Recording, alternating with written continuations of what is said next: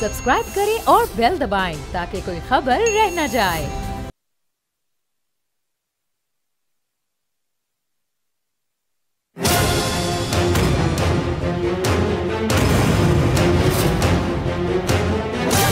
From the Islamabad studios of Bold Network, it's time for Jameel Farooqi on National Debate.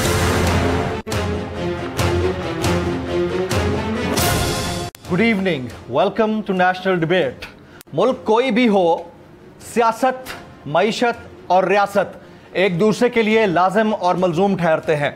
Pakistan में भी सियासत, मईशत और रियासत एक तिकोन की तरह एक दूसरे के साथ चलने चाहिए। मुल्क में अगर सियासत की बात की जाए तो वैसे तो टेम्परेचर बड़ा हाई है, लेकिन आजकल जो मामला ज़बान ज़द-ए-आम है वो है गिलगित बल्तिस्तान के वज़ीर आला के इंतखाब का। नौमुंतखब वज़ीर आला गिलगित बल्तिस्तान हाजी गुलबर खान ने अपना चार्ज संभाल लिया है।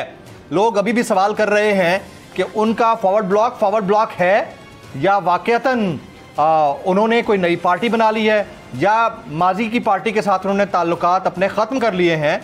इसके जवाबात उनसे जानना बनते हैं। मईशत की अगर बात की जाए तो IMF के प्रोग्राम के साथ कंप्लायंस पाकिस्तान के लिए बहुत इंपॉर्टेंट है, लेकिन डॉलर काबू में नहीं आ रहा। एक दिन ऊपर होता है, दूसरे दिन नीचे चला जाता है। गो कि जिस दिन मार्केट परसेप्शन बना कि IMF का प्रोग्राम पाकिस्तान लेने जा रहा है और स्टैंड बाय एग्रीमेंट फुलफिल हो जाएगा, पैसे आ जाएंगे, उस वक्त से डॉलर ने काफ़ी कमज़ोरी दिखाई है, लेकिन उतनी नहीं जितनी एक्सपेक्ट की जा रही थी। यानी 250 का नहीं हुआ। वो क्यों नहीं हुआ? ये हो गया मईशत। और अब बात करते हैं रियासत की। तो रियासत की अगर बात की जाए तो ISPR का इंतहाई अहम स्टेटमेंट हम सब के सामने है कि अफगानिस्तान में TTP ठिकानों पर पाकिस्तान को शदीद तशवीश है और अफगानी पाकिस्तान में किसी भी किस्म की दहशतगर्दी में जो इन्वॉल्व है उसमें पाकिस्तान ने अपने खदशात का इजहार किया है। साथ साथ पाकिस्तान के फ़ौज के सरबरा यानी जनरल सैयद आसिम मुनीर साहब इस वक्त ईरान के 2 रोज़ा सरकारी दौरे के ऊपर हैं और बड़ा इंपॉर्टेंट स्ट्रेटेजिक दौरा होगा। ईरान के साथ पाकिस्तान के ताल्लुकात इंतहाई इंपॉर्टेंट हैं। तो ओवरऑल जो 3 हिस्से हैं इस मुल्क की इकाइयों के, एक है रियासत, दूसरी सियासत और तीसरी मईशत। आज इसके ऊपर एनालिसिस होगा। Agenda of the national debate पर बात करने से पहले हम बात करेंगे ट्रेंडिंग टुनाइट की। Trending tonight hashtag political crisis, hashtag political crisis. मुझे जमील फारूकी कहते हैं। आप मेरा प्रोग्राम नेशनल डिबेट बोल न्यूज़ पर मुलाजा करते हैं। प्रोग्राम के पहले हिस्से में आज के हमारे इंतहाई मोहतरम मेहमान हाजी गुलबर खान साहब, आप नौमुंतखब वज़ीर आला हैं गिलगित बल्तिस्तान के और आपका पहला बाकायदा इंटरव्यू है किसी भी निजी टेलीविज़न चैनल के लिए, यानी बोल न्यूज़ को उन्होंने ये इज़्ज़त बख्शी है। आज के हमारे दूसरे मौजूद मेहमान साबिक सदर Islamabad high court bar association जनाब शुएब शाहीन साहब। तीसरे मौजूद मेहमान chairman Pakistan forex exchange association जनाब मलिक बोस्तान साहब स्टूडियोज़ में तशरीफ़ ला रहे हैं। और आज के हमारे चौथे और आखिरी मौजूद मेहमान जनाब मोहम्मद अफजल खान साहब, साबिक additional secretary election commission of Pakistan. मैं नौमुंतखब वज़ीर आला गिलगित बल्तिस्तान जनाब हाजी गुलबर खान साहब को प्रोग्राम के इस हिस्से में खुशामदीद कहता हूँ। हाजी साहब बहुत शुक्रिया आपके वक्त के लिए। सबसे पहले ये फरमाइएगा, पहले तो मुबारकबाद, माशाल्लाह से आप अब नौमुंतखब वज़ीर आला गिलगित बल्तिस्तान है। आप लोगों को सिर्फ फॉरवर्ड ब्लॉक बनाने की ज़रूरत क्यों पेश आई हाजी साहब? बिस्मिल्लाहिर्रहमानिर्रहीम। सबसे पहले तो मैं आपका मशकूर हूँ कि आपने बोल चैनल के थ्रू मुझे आवाम के सामने इश्यूज डिस्कस करने का मौका दिया है जी। हमें ये फॉरवर्ड ब्लॉक बनाने का नौबत इसलिए आया कि यहाँ पे वज़ीर आला खालिद खुर्शीद साहब ने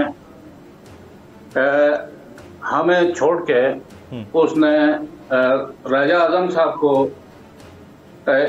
कायदेवान के लिए पार्टी की तरफ से, PTI की तरफ से और इमरान खान की तरफ से कैंडिडेट नामजद किया।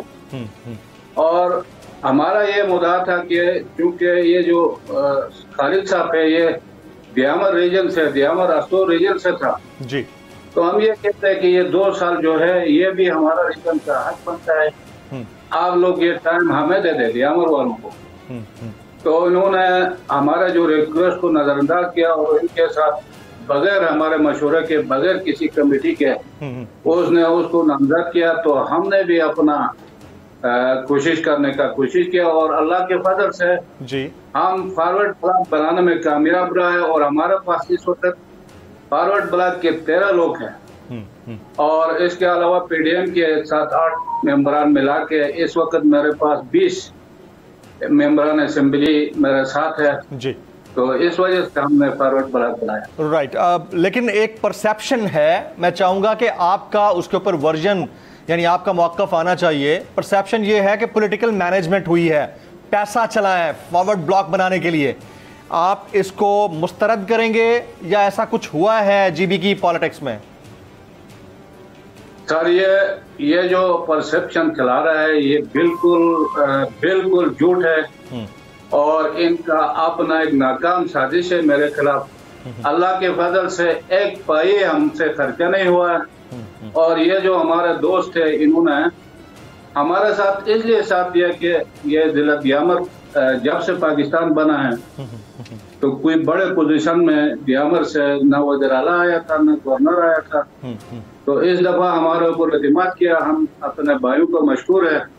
और पीडीएम का वज़ीर आज़म पाकिस्तान मियाँ शहबाज शरीफ और आसिफ अली जरदारी का भी मशहूर है कि उन्होंने भी हमारे ऊपर एतमाद करके पीडीएम के जो मेंबरान हैं और जेयूआई का भी एक मेंबर था, इन सब को मेरे साथ वोट करने के लिए और हुकूमत में मखलूत हुकूमत बनाने का इन्होंने वहाँ से हुक्म दिया और डायरेक्शन दिया, इसलिए हमारा हुकूमत बना। तो ये सारे चीजें झूठ है और नाकाम बातें है। इंशाल्लाह ये यहाँ पे कुछ ऐसी चीज हुआ नहीं। अच्छा, मतलब आप इस चीज को नेगेट करते हैं कि आप लोगों को पैसे के जरिए पॉलिटिकली मैनेज नहीं किया गया या खरीदा नहीं गया, आपने अपनी चॉइस पर अपनी पसंद पर फॉरवर्ड ब्लॉक बनाया? कोई पैसे वाला सिस्टम हुआ ही नहीं।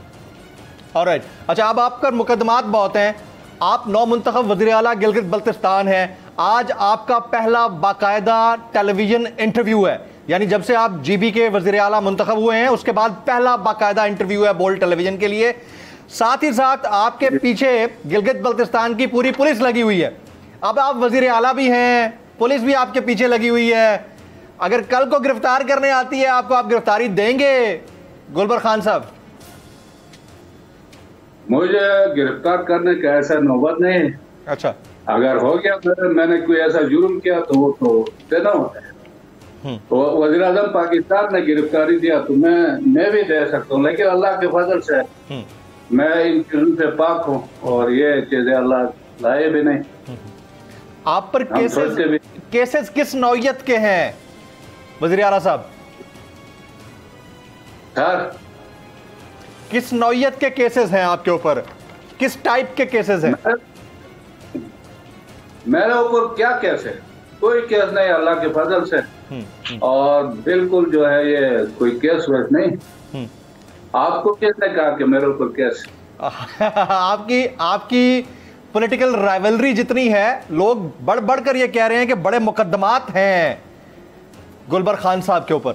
मैं आपसे आपका मौक़िफ़ लेना चाह रहा हूं कि उनके वो पेट में जो मरोड़ होता है वो हजम नहीं करती। ये बातें होते हैं, सियासी बातें है, इसमें कोई वजन नहीं होता है, इतना इसमें कोई सदाकत होता है।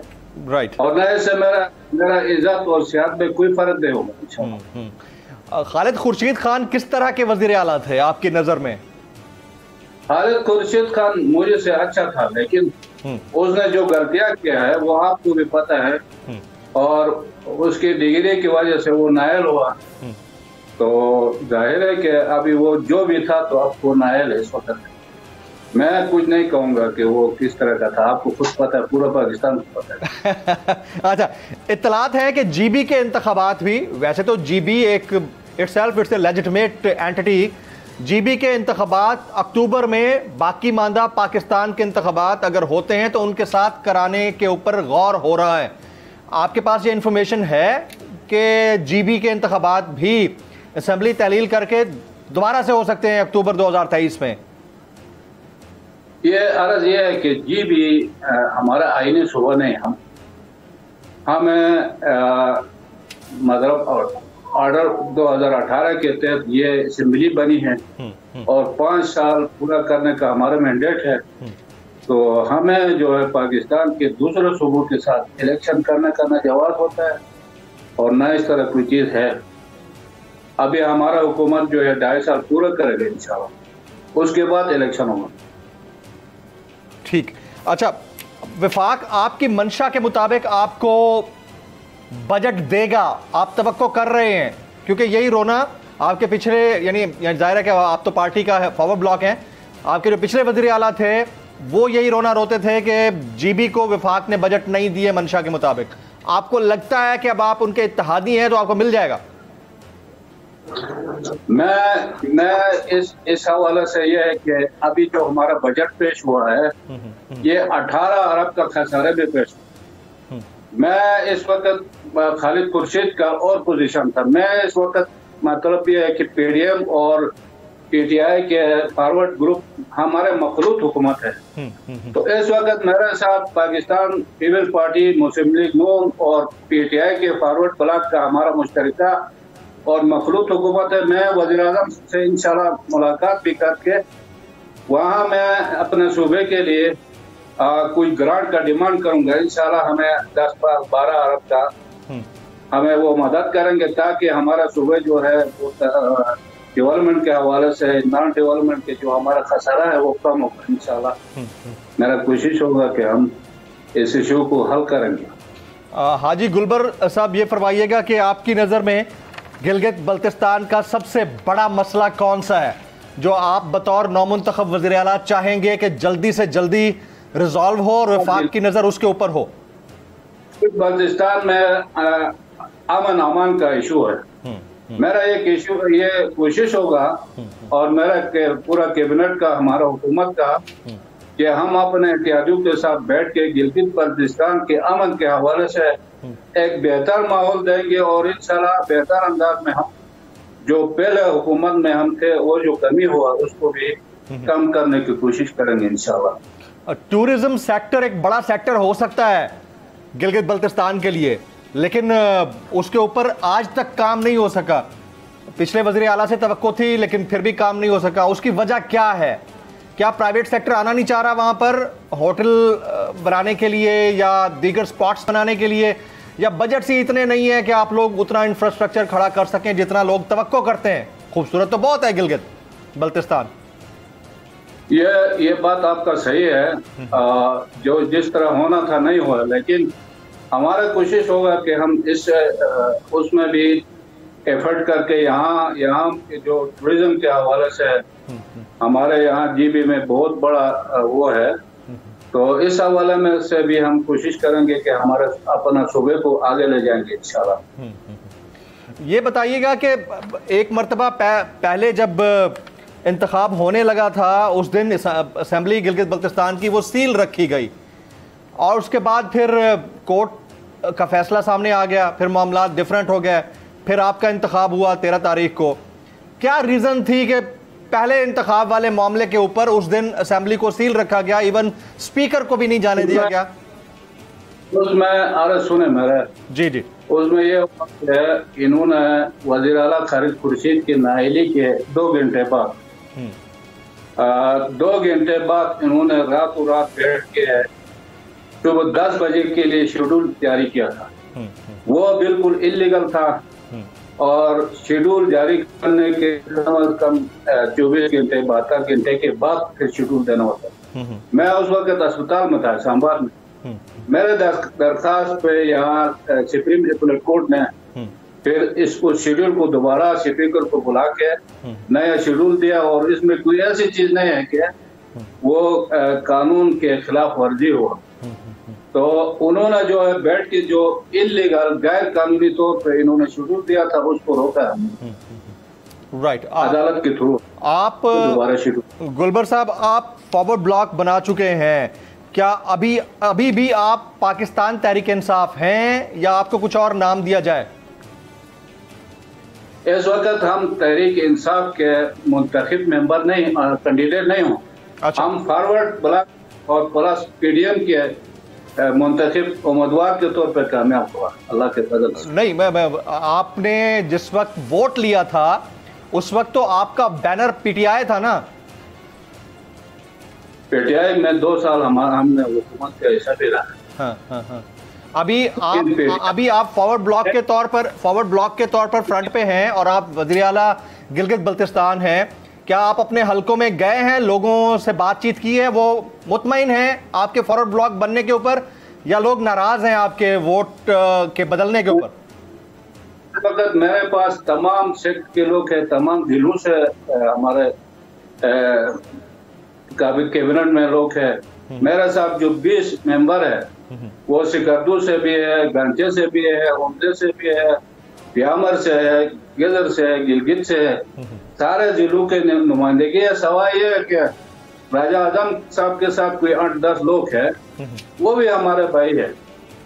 उन्होंने अपने लिए कोशिश किया, वो नाकाम हो गया। अल्लाह ने मुझे ये चीज सौंपा किया है, तो हम उनको भी साथ लेके चलेंगे इंशाल्लाह। ऐसे बात नहीं है। यहाँ पे हमारे यहाँ छोटा सा इलाका है, तो ये ऐसा इशू नहीं। इंशाल्लाह हम यहाँ पे अच्छा और अच्छे अंदाज में ये जो 2.5 साल पिछले 2.5 साल से हम बेहतरी की तरफ लेके जाएंगे। हाँ जी, अब ये फॉरवर्ड ब्लॉक जो बनाने का फैसला है, ये आपने 9 मई वाले इंसिडेंट के बाद किया, या आपका मामला सिर्फ खालिद खुर्शीद खान के साथ अनबन का मामला था जिसकी वजह से ये बना है forward block?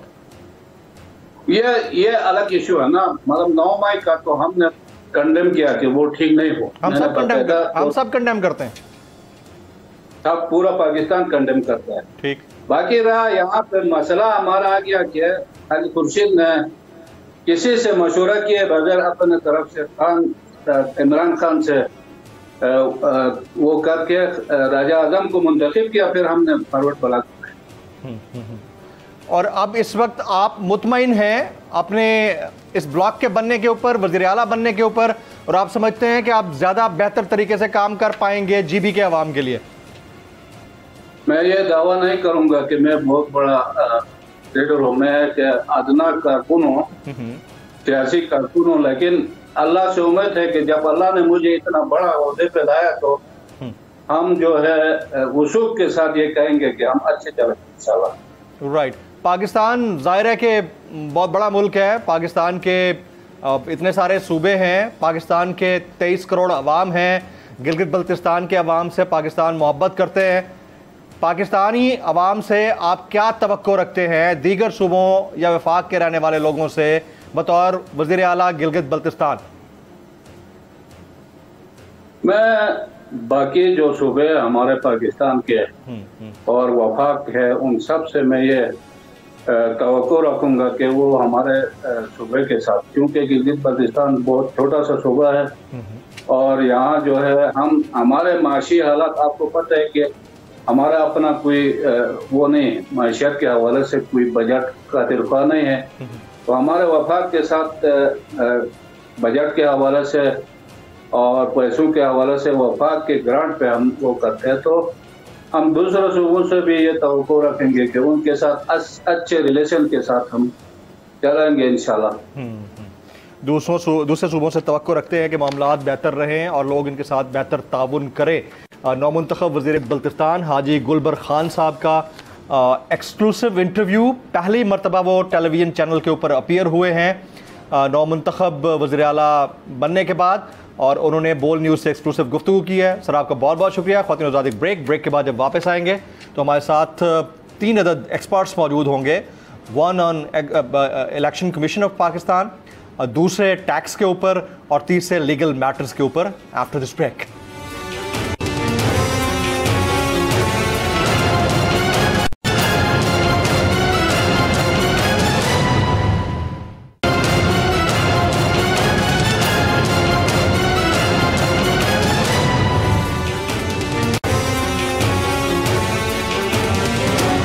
Welcome back. Programme के इस हिस्से में मैं दीगर मोअज़्ज़ज़ मेहमानान को खुश आमदीद कहता हूँ। I am really thankful to Malik Bostan sahab, आज मेरे साथ फ़्लाइट में ट्रैवल कर रहे थे। मलिक साहब, आपने वक्त निकाला है स्टूडियोज़ के लिए, आपको बहुत बहुत शुक्रिया। शुएब शाहीन साहब, आपका बहुत बहुत शुक्रिया। और जनाब अफजल खान साहब, अभी थोड़ी देर में उनकी शक्ल भी आपको स्क्रीन पर नज़र आ जाएगी, उन्होंने वक्त निकाला, उनका बहुत बहुत शुक्रिया। अफजल खान साहब, मलिक बोस्तान साहब, ये डॉलर क्यों नहीं कंट्रोल में आ रहा हमारे? आ तो गया, खुदा खौफी करे। 320 के दर और 200 आज भी अगर थोड़ा 2 रुपये बढ़ा है तो इसमें घबराने वाली तो कोई बात नहीं है। इतना पैसा IMF से आने के बाद और बाकी मुल्कों से आने के बाद तो इसको 250 का नहीं हो जाना चाहिए? नहीं ऐसा नहीं होता। लोग जो खबर जब चलती है ना, हाँ, उसका असर पहले आ जाता है। तो देखो खबर IMF को मैदा हुआ 315 पे ट्रेड कर रहा था जी, और होते होते 270 तक गए। अब सारा ये प्रोसेस जब मुकम्मल हो गया तो कुछ मार्केट में बाइंग जिसे आपने जाना है बाहर, आप कहते हैं यार 315 चलो कह जो रहे कम होने वाला है, मुसलसल आ रहा है 270 तक तो इसने जाने ये तो पक्की खबर थी।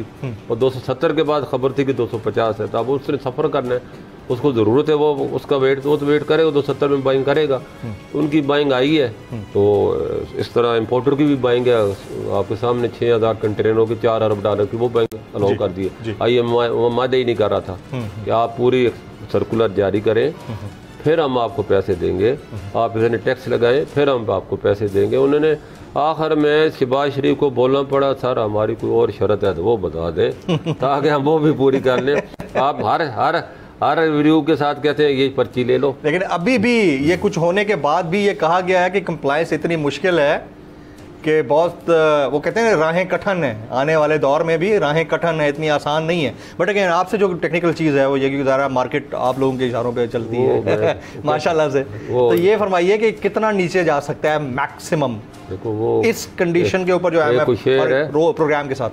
कुफल टूटा खुदा खुदा करके, IMF टूटा खुदा खुदा करके, हुकूमत ने बड़े जोर लगा के इसको तोड़ लिया। ये बड़ी हिम्मत है शहबाज शरीफ की, और मैं समझता हूँ उन्होंने आखिरी ओवर डॉलर नहीं टूटना मजीद तोड़ा है ना, डॉलर को 45 रुपए। मैं आपसे परसेप्शन पूछ रहा हूँ ना, देखो टूटेगा 270, देखो 250 तक जा सकता है भाई। मैं नहीं कह रहा, शहबाज शरीफ नहीं कह रहा, डार भी नहीं कह रहा, ये तो ब्लूमबर्ग कर रहा है कि आपको 240 रेट है, इसमें कौन सी शक है, उसको भी मान लो। हमें तो चलो हवा में छोड़ते, हमें तो कहते हैं ये ऐसे मारते रहते हैं, तो एक्चुअल लेवल यही बनते हैं। आप देखो इर्द गिर्द देखो, इंडिया 82, बांग्लादेश 95, अफगानिस्तान जिसमें इकोनॉमिक सेंक्शन, कोई सफारती खाना नहीं, कोई इंपोर्ट एक्सपोर्ट नहीं, 86।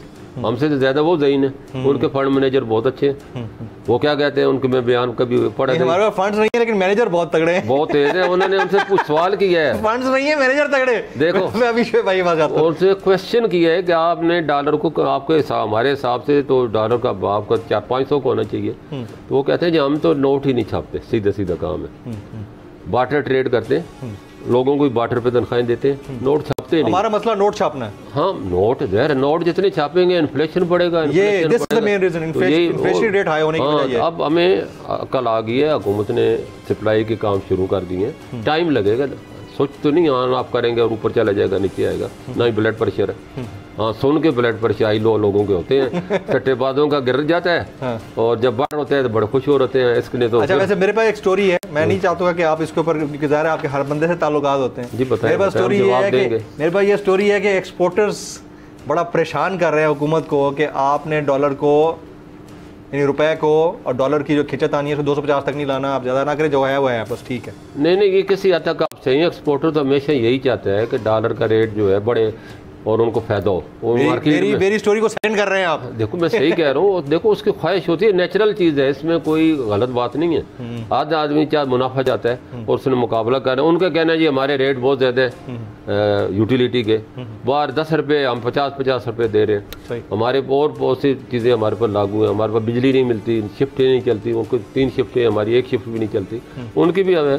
लेकिन ये हकीकत है जब भी डॉलर का रेट गिरता है तो वो बोलते हैं और हुकूमत उनकी बात मानती है, वो ज़्यादा एक्सपोर्ट के ही गिर जाए, उसको बचाने के लिए। ब्लैकमेलिंग नहीं कह सकते, वो कहते हैं हमारा जो माल शिपमेंट है वो हमारी महंगी है, अब हम इतना रेट गिरेंगे, हम भी तो इम्पोर्ट करके लहू भी लग जाता है ना, वो कुछ होता है, वो कोई सोसाइटी का मसला है हमारा। लेकिन वो अब हुकूमत चाहती है कि इनको नुकसान कम हो, और ठीक है भाई इसको एक लेवल को 270 बोला है ना, इस पे काम कर लो अपना, अगला लेवल वाकई 250 है, अब जो नहीं काम करेगा तो नुकसान करेगा, नुकसान तो होने। Very right. शोएब शाहीन साहब, सर मामलात लीगल भी हैं, इकोनॉमिकल भी हैं, कहाँ फंस गया है मुल्क हमारा?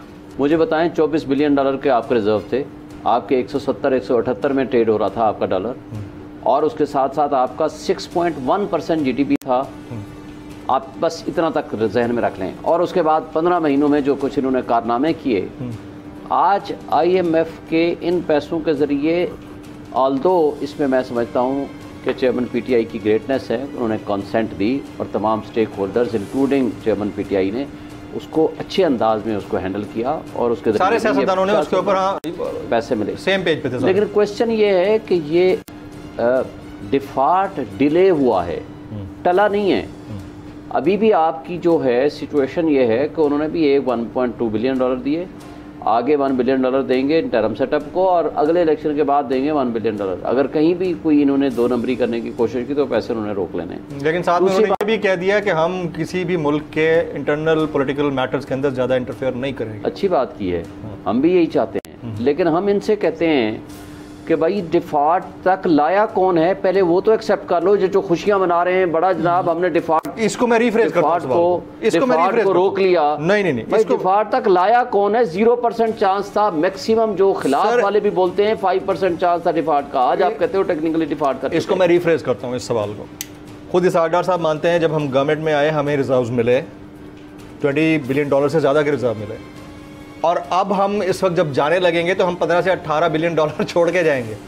मुझे ये बताइए कि इन 14 महीनों में नीचे जाके ऊपर दिखाने को तरक्की कहा जा रहा है, ये वाला फिनोमेना या ये वाला जो एरो है या कर्व है, ये हम हर हुकूमत के बाद देख रहे हैं, after every 3 to 4 years। Am I right, sir? लेकिन बात ये फिर किससे खिला ये बताएं, इन 15 महीनों में जो रिजर्व सबसे लोएस्ट सतह पे गए, सबसे ज़्यादा महंगाई उस ज़माने में कहते थे जी, खान साहब के ज़माने में 2 साल कोरोना भुगताने के बावजूद 12% जी महंगाई। आज एडमिटेडली ये कहते हैं कि 38% थी लेकिन हम 28% पे ले आएंगे हैं या ले आएंगे। मुझे ये बता दें, पाकिस्तान की तारीख में जितनी आज महंगाई है, जितना आपका यूथ ब्रेन ड्रेन हुआ है, 10 लाख आपका यंगस्टर्स पढ़ा लिखा बंदा मुल्क छोड़ के भाग गया है, और आज आपका कैपिटल फ्लाइट है, पैसा लोग लेके बाहर भाग रहे हैं। और सिचुएशन आपकी ये है कि जब ये डार साहब आए, ये अभी पहुंचे नहीं थे, उन्होंने कहा जनाब मेरे डर से देखा डॉलर नीचे आ गया, और इन्होंने गलत तरीके से फ्रीज करके उस डॉलर को रखा और ब्लैक में वो फरोख्त हो रहा था 250 रुपए का, और ये फ्रीज करके 200 में बैठे हुए थे। उसका नुकसान क्या हुआ? हुंडी, हवाला, ब्लैक मार्केटिंग के जरिए डॉलर का एक सिस्टम शुरू हो गया सेल परचेज का, और वो आज तक आपसे कंट्रोल नहीं हो पा रहा। और असल बात क्या है कि ना इनके पास कोई स्किल है, ना इनकी विल है। मुझे बताएं कि स्किल और विल दोनों नहीं है। पाकिस्तान की तारीख में इतनी बड़ी कैबिनेट 90 वजीर और मुशीर, 45 उसमें वो हैं जिनके पास कोई महकमा नहीं है, वजीर बेमहकमा, लेकिन याशियां पूरी चल रही हैं उनकी। और नासिर सईद खोसा की सरबराही में नहीं सुनी, वो कहते हैं खजाना खाली है लेकिन बंदे बड़े तगड़े हैं। ऑस्टेरिटी कमेटी बैठी, उन्होंने कहा कि क्या हम किस तरीके से पैसे बचाएं। उन्होंने सबसे पहली बात जो कंडीशन लिखी, उन्होंने कहा 32 की आप कैबिनेट लेकर आएँ, और कैबिनेट वो 90 पे बैठाए रखा। और जो आज आपके पास सिर्फ फेडरल गवर्नमेंट के पास 90,000 गाड़ियां हैं, और जिनका पेट्रोल सिर्फ फेडरल गवर्नमेंट, जो statutory body, non statutory body, autonomous bodies हैं फेडरल की, वो अलग हैं। गवर्नमेंट मुख्तलिफ सूबाई महकमों की अलग हैं, उनकी स्टैचूटरी बॉडीज़, ऑटोनमस बॉडीज़ की अलग हैं, और उनका मुफ्त पेट्रोल, मुफ्त रिहाइश, मुफ्त खाने, मुफ्त ड्राइवर, सब कुछ हमने फ्री बांट रहे। देखिए बात यह है कि आपने अगर गवर्नेंस को ठीक नहीं किया, अगर आपने ड्रामेबाजी के जरिए मुल्क को चलाया जिस तरह आपने पिछले 15 महीने में चलाया है, फिर सबसे बड़ी बात होती है आपकी सर्टेनिटी। आपका जो सबसे बड़ा एसेट है वो कौन है, जहाँ से पैसे आते हैं, वो है आपका ओवरसीज़। ख्वाजा आसिफ ने जिस तरह उनको धमकियाँ दी हैं, और वहाँ सिर्फ एक पार्टी है, वो है पीटीआई या खान साहब को वो मानते हैं, उनके ऊपर ट्रस्ट करते हैं। आज आपकी इंडस्ट्री बंद हो गई है, आज आपका मल्टीनेशनल कंपनियां सारे अपने इदारे अपने सारे कुछ बंद करके लीगल मैटर्स हाथ से जा रहे हैं सर। लीगल मैटर्स का भी वही हम देख रहे हैं, क्यों है सर? वहाँ पर भी क्वेश्चन मार्क तो है ना। आज की सिचुएशन ये है कि आपका 3 महीने बाद इलेक्शन है, हालात आपके ये हैं कि आपको किसी जगह इलेक्शन का माहौल नज़र आ रहा है, किसी जगह आपको चादर चार दीवारी का तहफ़्फ़ुज़ नज़र आ रहा है, किसी जगह आपको ये नज़र आ रहा है कि आज ये हालत है साफ़ियों को उठा लिया जाता है, आज ये हालत है आपकी वकील मिलने जाते हैं चेयरमैन पीटीआई को ज़मान पार्क में वापसी पे या गिरफ़्तार हो जाते हैं या वो अगवा हो जाते हैं। जो उनके लीडर्स मिलने जाते हैं या उनका वर्कर्स मिलने जाता है या वो गुमशुदा में चला जाता है या वो गिरफ्तार हो जाता है। और हमारे टेलीविजन पे डिस्कस ये हो रहा है कि निकाह इद्दत के दौरान होना जायज़ है या नहीं है, मतलब ये डिस्कस हो रहा है। बदकिस्मती है हमारे मुल्क की, हमारी कौम की, हमारे 2 खानवादे मुल्क से बाहर बैठ के हमारे 25 करोड़ अवाम के सरों का फैसला कर रहे हैं हमारी किस्मत का, और इक़्तिदार की बंदर बांट है कि कितना इक़्तिदार तुम्हें मिलेगा, आगे प्रेसिडेंट कौन आएगा, प्राइम मिनिस्टर कौन आएगा। अवाम के पास तो है ही कुछ नहीं, क्योंकि अवाम ने तो फैसला करना ही नहीं है, अवाम के फैसलों की तो कोई कदर व कीमत ही नहीं है। यहाँ जो बुनियादी इंसानी हुकूक की मुअत्तली है, अली अवान जो यहाँ का इस्लामाबाद का MNA है, उसका सगा भाई जो चार्टर्ड अकाउंटेंट है, उसको उठा लिया, अपनी वालदा को मिलने आया हुआ था अपनी 4 बेटियों के साथ। वहाँ 6 दफ़ा ज़मानत दी है, अली मोहम्मद ख़ान को 7वीं मरतबा गिरफ्तार कर लिया, शकील साबिक मिनिस्टर को 7 मरतबा ज़मानत दी है अदालत ने, 8वीं मरतबा उठा लिया। लेकिन यहाँ प्रेस कॉन्फ्रेंसेस, किंग्स पार्टियां, करप्ट सियासतदानों को इकट्ठा करना और उनके जरिए। इसमें फिर क्वेश्चन हमारे निज़ाम इंसाफ का भी तो है। निज़ाम इंसाफ किन के हाथों में है? यहाँ बदकिस्मती से कुछ सुपर पावर्स हैं और वहाँ से पावर्स डिराइव होती हैं, और जहाँ से पावर्स डिराइव होती है उतना इस्तेमाल कर सकते हैं जितनी इजाज़त दी जाती है। खा वो इन्वेस्टिगेशन हो, खा वो हमारे इदारे हों, खा वो हमारा निज़ाम इंसाफ हो, खा वो हमारा पुलिस का निज़ाम हो, खा हमारी पार्लियामान। सर मैं इतना जो भी बुलाता ना मेरा गला खुश्क हो जाता है मेरा सब कुछ शांत हो जाता है। नहीं, मैं ये कहना चाह रहा हूँ से अब्दुल खान साहब को शामिल कर लूँ मैं, मेरे डर लगने लग पड़ा सर। जी अब्दुल खान साहब, सर बहुत शुक्रिया आपके वक्त के लिए। गिलगित बल्तिस्तान में नए वज़ीर आला आ गए, पावर ब्लॉक बन गया, वो कहते हैं अल्हम्दुलिल्लाह मैं अब PTI का हिस्सा नहीं हूँ और मेरा फॉरवर्ड ब्लॉक है, अपनी पार्टी का नाम वो कहते हैं मेरा फॉरवर्ड ब्लॉक है, बस मैं अब वज़ीर आला हूँ और मेरी बात मानेगी वफाकी हुकूमत। ये इलेक्शन ठीक था सर? बिल्कुल भी नहीं, बल्कि पूरी दुनिया में ये बहुत सेल्फ डैमेजिंग। देखें जैसे कराची में इलेक्शन हुआ, जैसे GB में इन्होंने किया, और GB तो सेंसिटिव एरिया है। मैं हैरान ये हूँ कि हमारे जो स्ट्रेटिजिक इंस्टीट्यूशंस हैं वो कम से कम इसको माफ़ कर लेते तो क्या फ़र्क पड़ता।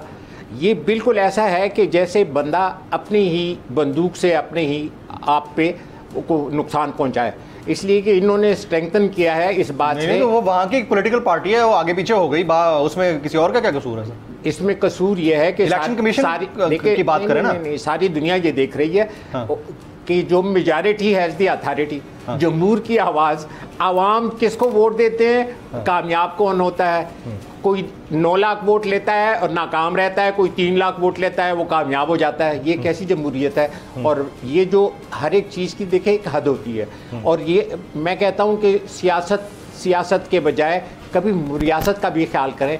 रियासत की जो दुनिया में लेजिटिमेसी है, इज़्ज़त है। अभी आप देखें सेक्रेटरी खारजा अमेरिका, उसने कहा है कि जी हम पाकिस्तान के लोगों के साथ हैं। ठीक, मैं आपके तवज्जुह से उनका शुक्रिया अदा करता हूं कि 9 अप्रैल से आज तक जितना वो हमारे साथ रहे हैं, ये मेहरबानी हमारे ऊपर ना करते तो उनकी मेहरबानी होती। और उन्होंने 250 मिलियन लोगों को एक्चुअली एलियनेट किया है, पीपल टू पीपल। अभी 4 जुलाई को मैंने खुद ट्वीट की है, गॉड ब्लेस अमेरिका। अमेरिका से हमारी क्या है, लेकिन वहाँ पे अगर जो पावर्स हैं वो हमारे मुल्क के एक तरफ कहती है कि हम दखल नहीं देते, और दूसरी तरफ जो नज़र आ रहा होता है, देखिए आप आजकल के ज़माने में आप किसी को बेवकूफ़ नहीं बना सकते। आप जुल्म करते हैं तो कहो मैं जुल्म करता हूँ, आप जुर्म करते हैं तो कहें कि जुर्म करता हूँ, लेकिन ये ना कहें कि आप ज़्यादती भी करें और साथ कहें कि जी मैं बड़ी मेहरबानी करता हूँ। इसलिए कि 9 अप्रैल से पहले हमारी इकानमी कहाँ थी और आज हमारी इकानमी हमें घुटने पे कौन लाया है और क्यों लाया है। ये पाकिस्तान के साथ नहीं, जमहूरियत के साथ भी ये रेजिस्टेंस। जो इलेक्शन होगा सर अक्टूबर में, जनरल इलेक्शन लाजिमन होगा, इलेक्शन टाइम पे होगा, मेरे ख्याल में यकीनन होगा, टाइम पे होगा। इसलिए कि देखें, या इंटरम सेटअप कंटिन्यू करेगा, आपको क्या लग रहा है? बात यह है कि उसके लिए सेटअप आएगा इलेक्शन के लिए। जब भी अभी इन्होंने जो 12 अगस्त के बाद ये फारिग हो जाएंगे, पहले भी वैसे इलीगल थे हमारे हिसाब से, इसलिए कि ये पीपल को रिप्रेजेंट नहीं कर रहे थे। देखिए पंजाब और KPK की असेंबलियों को मिला के 70% जो वोटर है उसकी रिप्रेजेंटेशन छीन ली गई थी। तो अब सारी असम्बलियाँ अपनी मौत खुद मर जाएंगी। उसके बाद जब ये इलेक्शन नहीं करेंगे तो वो लोग जो इनको लाए थे या सपोर्ट कर रहे थे उनके लिए लेजिटिमेसी मुश्किल हो जाएगी और उनके लिए यकीनन मुश्किल होगी। बोस्तान साहब अगर इलेक्शन नहीं होते तो परसेप्शन ख़राब होता है मार्केट का? बिल्कुल होता है, इलेक्शन होने चाहिए और होंगे इंशाल्लाह, टाइम पे होने चाहिए। नहीं, क्योंकि अगर ना होने होते तो ये कम से कम डेटें ना देते। 14 अगस्त की डेटें दे दी हैं, डेटें ही चल रही हैं मतलब तारीख पे सर इलेक्शन होंगे। मेरा ख्याल है हो जाने चाहिए। हमारी अब तो हो जाने चाहिए, अब तो पीछे कुछ रहा नहीं ना, ख्वाहिश है अब तो हो जाने चाहिए। कुछ भी हो सकता है, पाकिस्तान है। मुझे बताएं इस वक्त मैं एक बात करके, 2 सूबे गैर आईनी बैठे हुए हैं, 90 दिन का इलेक्शन होना था। सारी जमातों ने कहा हाँ आइन में तो लिखा है 90 दिन में, लेकिन आगे नहीं लिखा कि 90 दिन में ना हुआ तो क्या होगा, हम नहीं कराते। सुप्रीम कोर्ट ने कहा 2 दफ़ा कहा इलेक्शन करा दो, उन्होंने कहा नहीं कराते।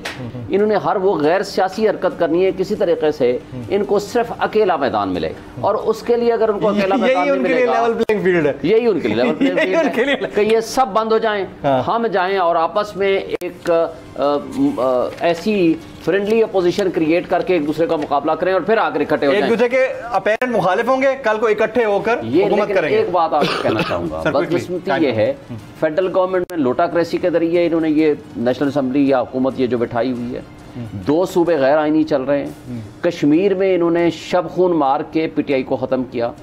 जीबी जो कि बहुत सेंसिटिव एरिया है जहां ये नहीं होना चाहिए था, 24 सीटें थी पीटीआई की और जो 9 सीटें थी जी 9 सीटें सिर्फ थी जो बाकी तमाम जमातों की थी, जिसमें नून, JUI, जिसमें PMLN, उनकी हुकूमत आज बैठी हुई है और पीटीआई सफाया हो गया। और कराची में जो कुछ इन्होंने किया, 193 वाले को सीटें को नहीं दिया इक़्तिदार, मेयर को 173 वाले को दे दिया। और इसी तरह चेयरमैन सेनेट वाला आप माजी करीब में देख लें जो कुछ किया था, जब उसी सेनेट के अंदर बैठे हुए रेजोल्यूशन पास की 64 वोट थे, जब दोबारा वोटिंग हुई खुफिया तो सिर्फ 46 वोट निकले। और वही सब ने ये कहा कि ओ हम एक कमेटी बनाते हैं कि हम में से किसने वोट नहीं दिया और उस कमेटी की आज तक कोई एक और बात मैं मदद की बताऊं, उसी चेयरमैन सेनेट ने जब वो कायम मकाम सदर थे तो वो कुछ कर दिया जो आपने और हमने देख लिया, यानी जब सदर मुमलिकत हज पर गए हुए थे। तो मुझे लगता है कि अब आपको एक हज कर लेना चाहिए सर आपकी यहाँ से। सर बोस्तान साहब को बहुत बहुत शुक्रिया, शेख शाहीन साहब का शुक्रिया, अफजल खान साहब का बहुत बहुत शुक्रिया। ख़वातीन हज़रात, नेशनल डिबेट में पहले प्रोग्राम में आपने एक्सक्लूसिव इंटरव्यू देखा है वज़ीर आला, नौमुंतखब वज़ीर आला गिलगित बल्तिस्तान। लोग कह रहे हैं कि उनका आना अपनी जगह पर होगा, लेकिन एरिया सेंसिटिव था तो उसमें थोड़ा सा मोहतात रहना चाहिए था। नेशनल डिबेट से इतना ही, जमील फारूकी को जा दीजिएगा।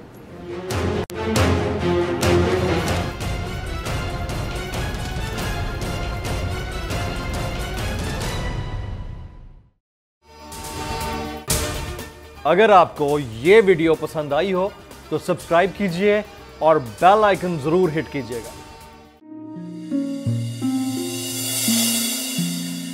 अपना घर यूं मईशत का पहिया भी घूमेगा, मजदूर भी सर उठा के जिएगा, खेतों में हरियाली लहराएगी, किसान भी खुशियां समेटेगा, वक्त गुजर उम्मीद के चिराग जलते रहेंगे, महंगाई से भी जान छूटेगी, फैसले की पाकिस्तान जीता है और पाकिस्तान ही जीतेगा। बोल बनेगा अवामी मसाइल की आवाज, बात होगी मसाइल की लेकिन हल के साथ। देखिए खुसूसी नशरियात मिशन मईशत बुध के रोज 1 बजे सिर्फ बोल न्यूज पर। सब्सक्राइब करें और बेल दबाएं ताकि कोई खबर रह न जाए।